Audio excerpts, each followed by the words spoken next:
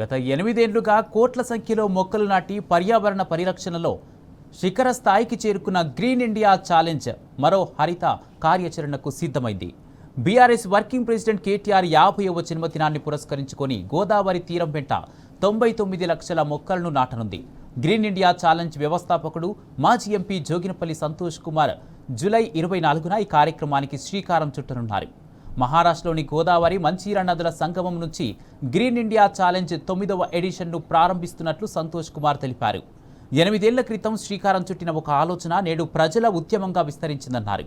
50 లక్షల మంది వాలంటీర్ల సహకారంతో గోదావరి పరివాహక ప్రాంతంలో 99 లక్షల స్థానిక జాతుల మొక్కలను నాటి వాటిని సంరక్షించడమే తమ లక్ష్యమన్నారు. పెరుగుతున్న ఉష్ణోగ్రతకు అత్యుత్తమ సమాధానం అడవులను పెంచడమేనన్నారు సంతోష్ కుమార్. ఇది కేవలం మొక్కలు నాటే కార్యక్రమం మాత్రమే కాదని, మన నదులకు, రైతులకు, రాబోయే తరాలకు ఇచ్చే ఒక గొప్ప వాగ్దానమని గర్వంగా చెప్పారు.